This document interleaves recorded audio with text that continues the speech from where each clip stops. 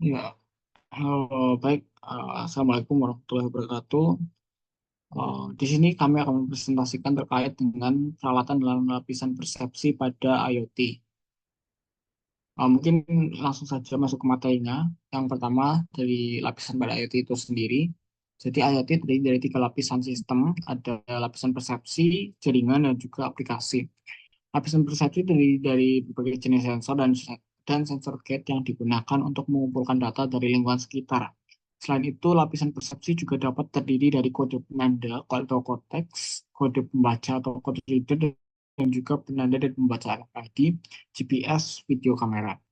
Peralatan yang digunakan pada lapisan persepsi dapat berupa sensor suhu, kelembapan, cahaya, gerakan, dan lain-lain. Halo sensor. Jadi sensor itu adalah sebuah perangkat atau alat yang digunakan untuk mendeteksi atau mengukur perubahan dalam lingkungan fisik atau kimia dan mengubahnya menjadi sinyal yang dapat dibaca dan diinterpretasikan oleh manusia dan atau perangkat lainnya. Jadi sensor itu bekerja dengan berbagai prinsip tergantung pada jenisnya untuk mengukur berbagai parameter seperti suhu, tekanan, cahaya, kelembapan, gerakan, getaran, dan banyak lagi. eh, Beberapa jenis sensor yang digunakan, terutama dalam IoT. Yang pertama ada sensor suhu seperti AM35, termistor, RTD, ataupun DHT11. Lalu ada sensor cahaya berupa LED, LDR, fotodioda, ataupun fototransistor. Yang ketiga ada sensor gerak seperti speed sensor. Yang keempat ada sensor gas seperti seri MQ. Ada sensor getaran atau seperti piezoelektrik dan juga sensor jarak, contohnya sensor ultrasonik. Lalu ada aktuator. Jadi aktuator dalam konteks IoT itu adalah perangkat yang atau komponen yang bertanggung jawab untuk melakukan tindakan fisik berdasarkan perintah atau data yang diterima dari sistem IoT. Aktuator ini merupakan bagian penting dari sistem IoT karena mereka itu memungkinkan pengontrolan dan interaksi dalam dunia fisik yang seringkali merupakan tujuan dari pembuatan sistem IoT. Contohnya seperti solenoid valve yang akan terbuka ketika suhu terukur melebihi batas ambang batas atas, ataupun misalnya switch yang akan menyalakan lampu jika intensitas cahaya di bawah batas ambang.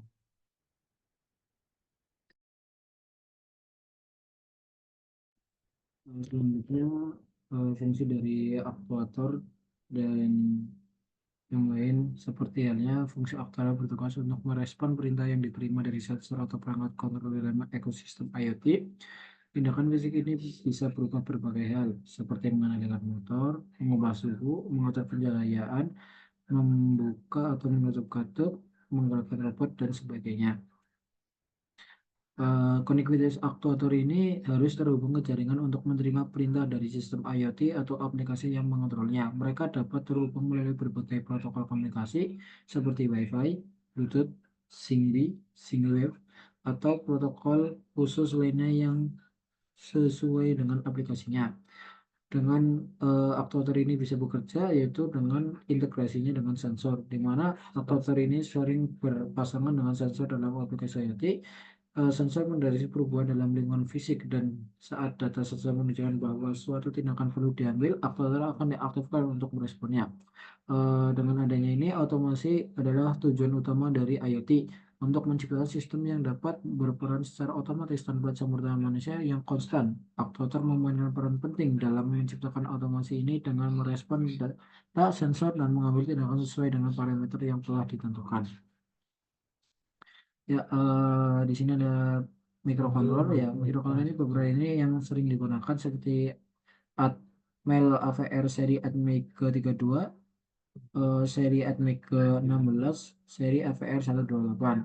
Selanjutnya ada microchip PIC 18 seri, termasuk seri 12 dan seri 16. Selanjutnya ada Node MCU, ada Arduino, ada Raspberry Pi yang sistemnya itu SoC atau sistem on chip. Terus ada NXP seri LPC atau ARM Cortex M10, seri K3 atau ARM Cortex M4 atau M0, atau ada lagi seri LP55X atau ARM Cortex M33. Ya, di sini di dalam sebuah IoT juga ada pengolahan sinyal ya. Pengolahan sinyal dalam IoT adalah komponen yang berfungsi untuk mengumpulkan, memproses, dan menganalisis data dari sensor atau perangkat yang terhubung ke jaringan IoT. Beberapa komponen yang digunakan sebagai pengolahan sinyal dalam IoT adalah sensor, microcontroller, cloud, gateway, dan komputer. Ya, dalam IoT ini terdapat antarmuka ya. Antarmuka ini berfungsi sebagai penghubung antara perangkat IoT dengan pengguna atau sistem lainnya. Berikut adalah beberapa jenis antarmuka yang digunakan dalam IoT. Yang pertama ada antarmuka bebas sentuh, ada antarmuka pengguna user interface atau UI, yang ketiga antarmuka jaringan.